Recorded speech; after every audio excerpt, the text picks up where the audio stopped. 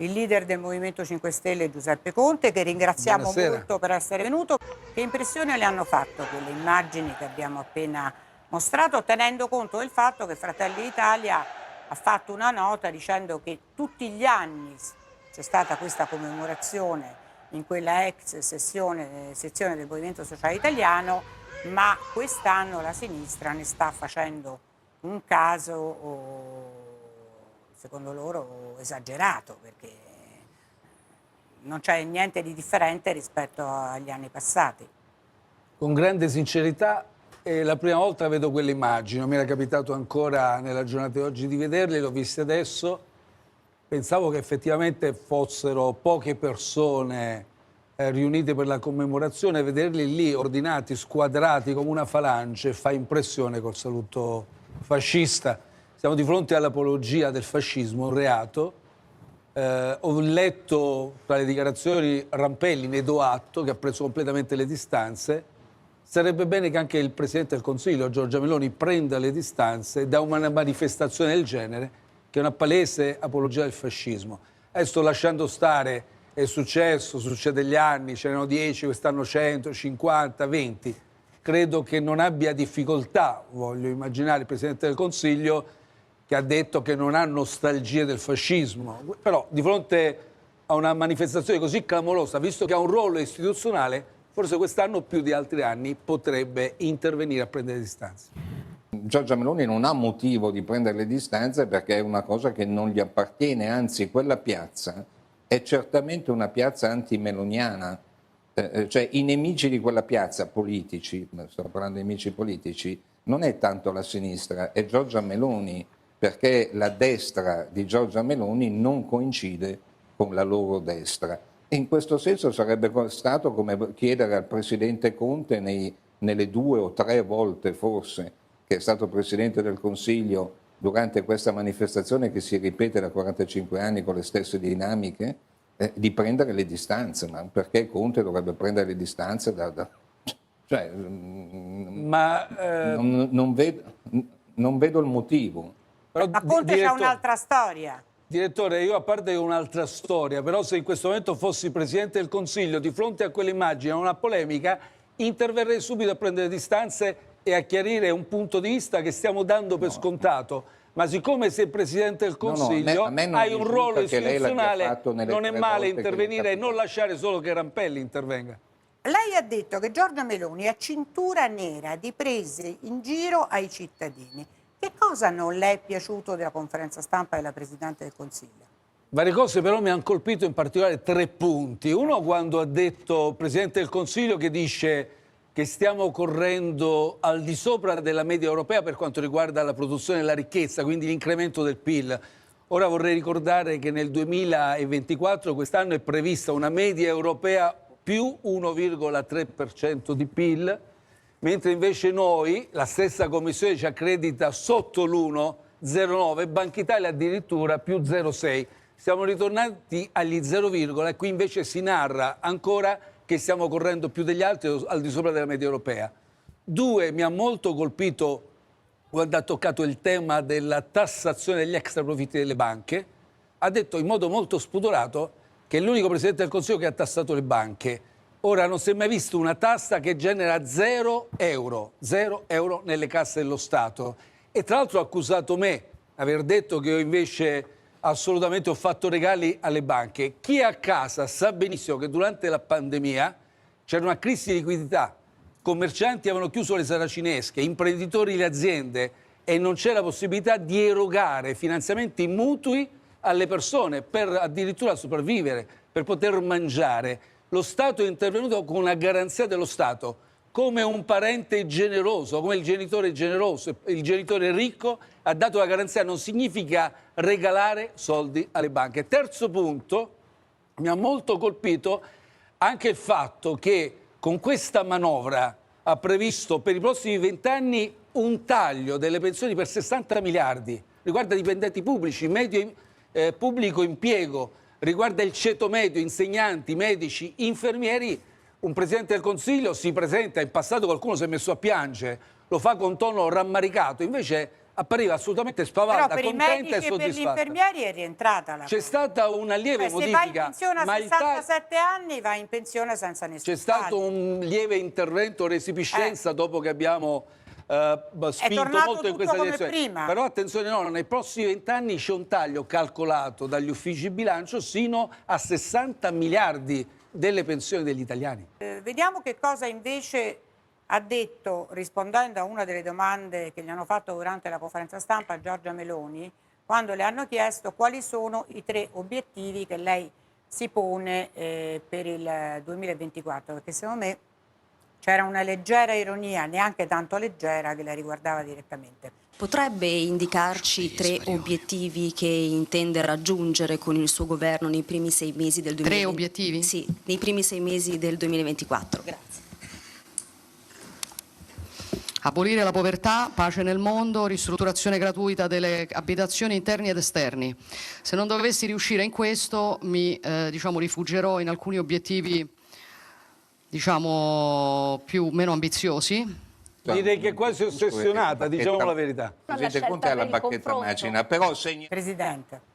Ma io dico la verità, quando vedo queste espressioni così canzonatorie non sono orgoglioso, non è una questione di orgoglio, però dico dietro ci sono delle famiglie povere in povertà assoluta e quest'anno noi abbiamo cercato di intervenire per loro, quest'anno invece mandano a spasso 400.000 nuclei familiari che sono in povertà assoluta, che loro stessi riconoscono essere in povertà assoluta.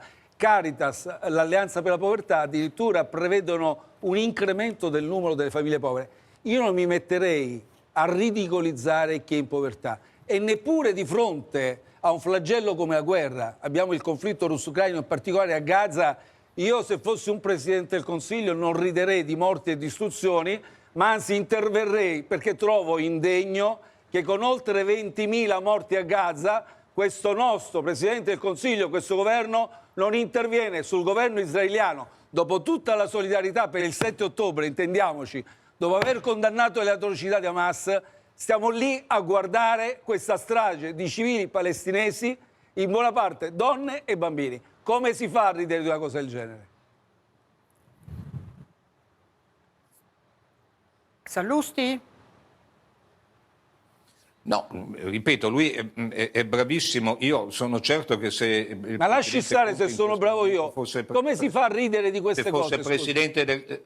No, se perché fosse lei Presidente del si riferisce a Consiglio, quando ha detto la se pace fosse nel Presidente mondo. del- se fosse- Vorrei la pace se nel fosse mondo. No, Presidente quindi del allora Consiglio- andiamo invece con la linea bellicista, continuiamo eccetera. Vabbè, ma lei e ci giriamo dall'altra forse parte. intendeva che non era Poi Volevo così. finire la risposta. Però c'è un Volevo problema, finire la risposta. io credo anche se più-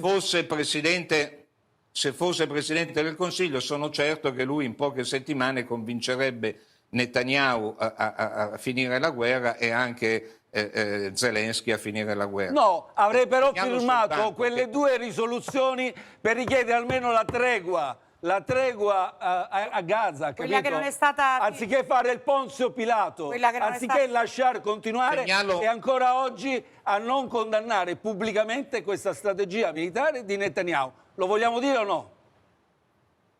Sallusti mi segnalo sa che soltanto caschiamo che per male, perché un'emergenza- lui è molto, molto in difesa, diciamo, della Poi posso dire però una cosa più Sì. generale. Guardi, io credo che in quel modo canzonatorio ci sia un vecchio modo di far politica di chi come Giorgia Meloni è in 25 anni in politica. Si va al governo e anziché costruire, migliorare le misure, cercare di far progredire il paese, si denigrano le misure altrui. Questo è un vecchio modo di far politica che a me non mi compete. Quando io ero al governo avrò sbagliato, dottor Sallusti? Benissimo, però eravamo concentrati a cercare di rispondere ai bisogni dei cittadini e cercare di fare misure. Siamo stati fortemente rivoluzionari con lo spazzacorrotti, decreto dignità, il reddito di cittadinanza, la riduzione del numero dei parlamentari. Qui invece c'è la denigrazione altrui e non c'è nessuna visione, nessuna misura realmente nuova da offrire per i bisogni Però- dei cittadini. Segnalo solo che l'unica emergenza che ha dovuto affrontare lei, che era il Covid, l'Italia è rimasta per mesi senza mascherine e lei ha pensato di risolvere il problema con i banchi a rotelle. Siamo stati il paese col più Dottor alto numero di Sallusti, morti di ascolti, Quindi, Ma lei è una persona seria ed è direttore di un giornale, ma può accedere al fatto e risolvere la gestione della pandemia con i banchi a rotelle? Ma non vi vergognate, dico io. Non vi vergognate per la scelta fatta dai dirigenti scolastici. I banchi cosiddetti a rotelle ci sono in tutto il nord Europa. È possibile che sapete ripetere stancamente e polemicamente questo argomento? Senta, onorevole, ma che argomentazione è? Andiamo a vedere però le questioni di oggi. Come diceva prima, come le ricordava prima Francesca Barra, come mai Giorgia Meloni la nomina ironizzando, diciamo, sui 3 obiettivi del Movimento Non dica 5 perché ha Stelle? paura. Sì, e poi però Non credo di far paura, di essere così terribile da far paura. ipotizzare un dibattito televisivo con lei. Guardi, oggettivamente Non rischia di essere un po' tagliato è Vox fuori? Populi che abbia un po' di difficoltà a confrontarsi anche con i giornalisti, insomma, le varie occasioni, Però con la spesso Schlein, sì. ha dribblato, eccetera. Evidentemente ritiene un Presidente del Consiglio in carica di potersi scegliere l'interlocutore e l'oppositore, ma non funziona così la politica. Cioè, quello che vorrei chiarire è che troverà Conte e il Movimento 5 Stelle sempre sulla sua strada, sul suo percorso. Però è il leader dell'opposizione. Fermi a contrastare le misure che non vanno bene e a contestare l'incapacità di questo governo. Beh, Ci troverà sempre, che voglia o non voglia. Ha scelto però il leader dell'opposizione. Ma non lo sceglie lei, lo scelgono ovviamente i cittadini e sicuramente ci sarà, senza nulla togliere a Elly Schlein, che secondo me si difenderà anche molto bene. Però è inutile che Giorgia Meloni pensi di dribblare la presenza mia e del Movimento 5 Stelle. Siamo lì e non ci sposteremo e saremo assolutamente inflessibili nel prospettare che c'è un modo di far politica in cui si può rispondere ai bisogni dei cittadini e non dei ricchi, potenti, evasori, corrotti, e non abbassare l'asticella della questione morale e di tante altre cose di cui... Però sempre sulla questione morale, Alessandro, dobbiamo ricordare che la Meloni vi ha detto, vabbè, lei invoca la questione morale, ma quanti esponenti del suo partito che sono stati indagati e anche condannati fino al 2° grado sono rimasti al loro posto e non sono stati in nessun modo, non gli è stato chiesto di fare un passo indietro. Guardi, chiariamolo. Allora perché chiariamolo ai telespettatori, guardi.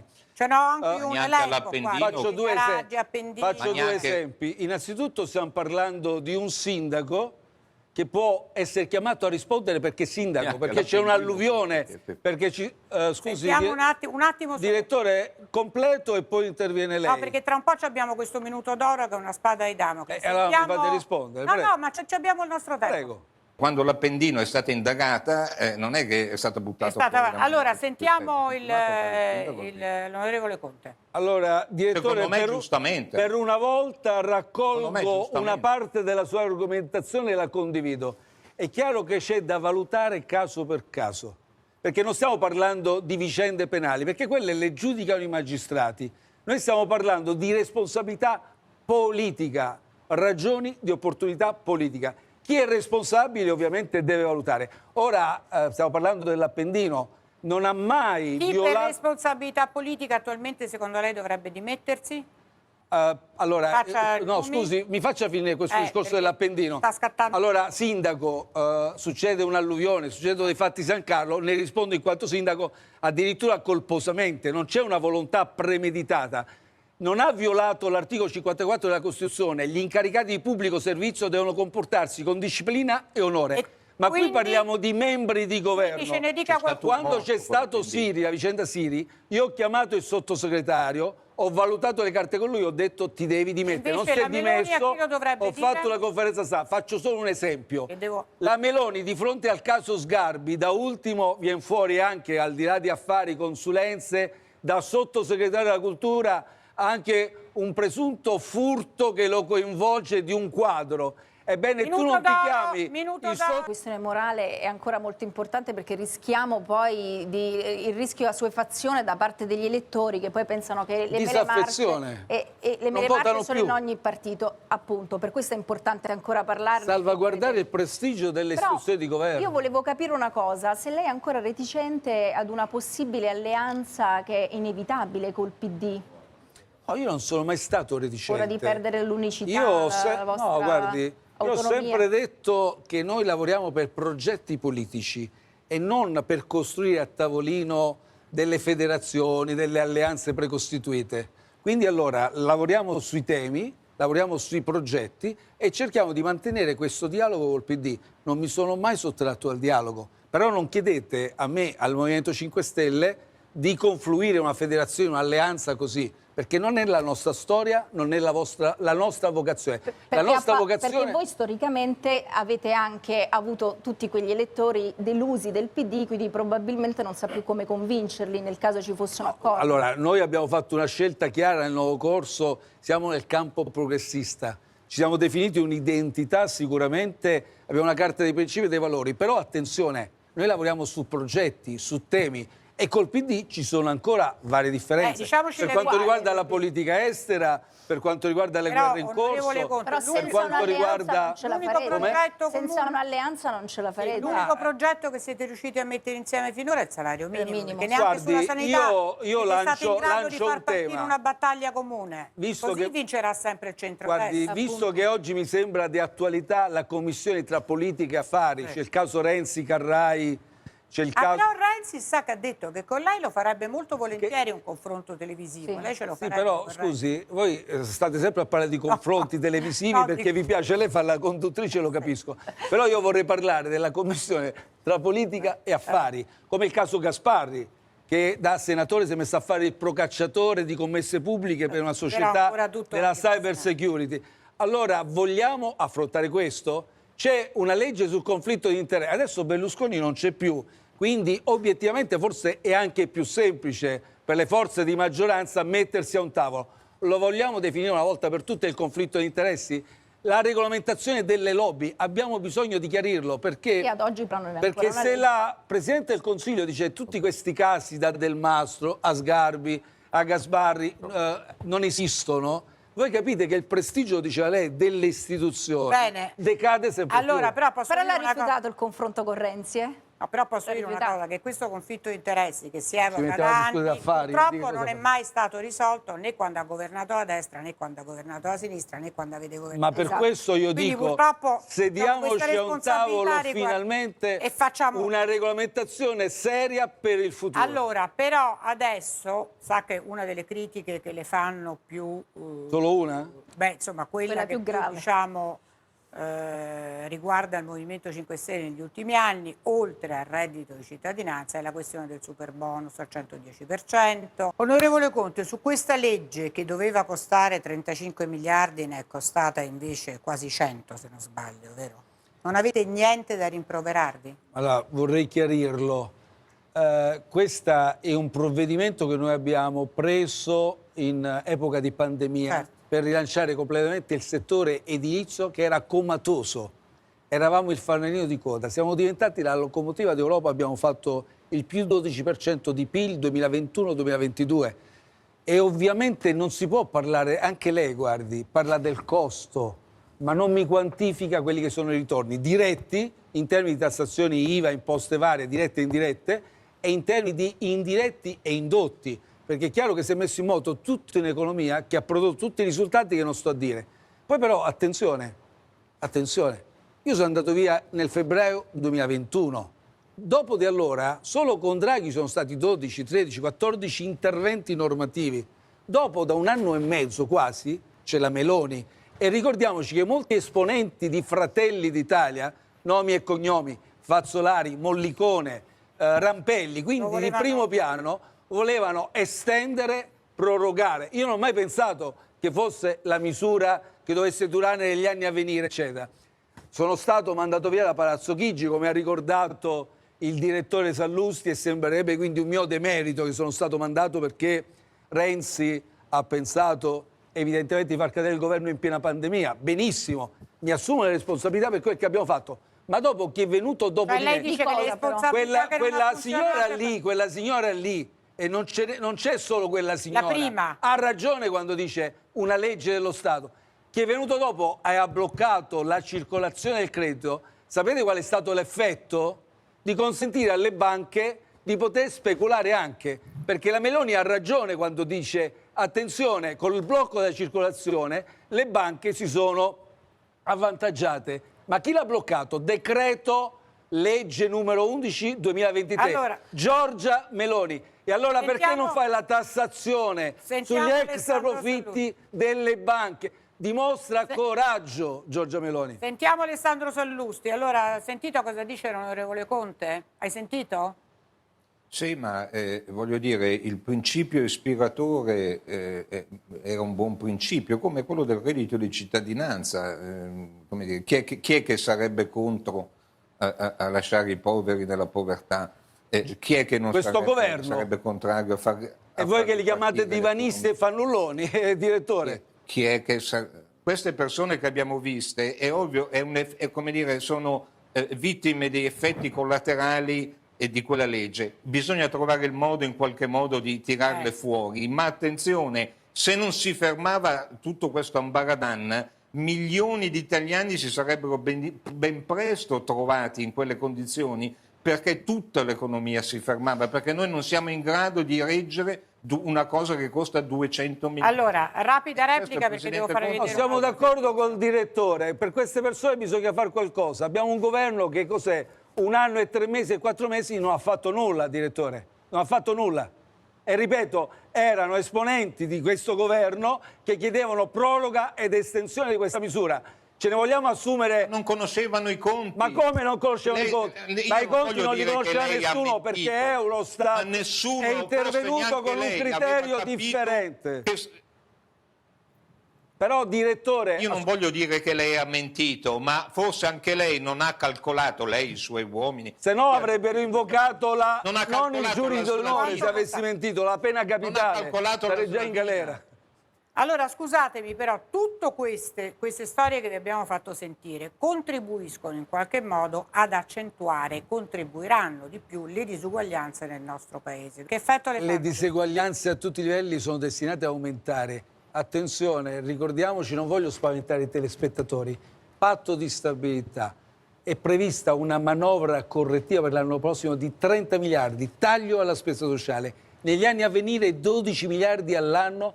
E Giorgia Meloni si dichiara soddisfatta di questi nuovi vincoli di bilancio. Questi europeo. però ancora dobbiamo vedere se ci sarà o no questa manovra correttiva. Guardi, va finanziato il taglio del cuneo fiscale e bisogna rientrare in questi nuovi parametri. Allora, grazie all'onorevole Giuseppe Conte, grazie Alessandro Sallusti.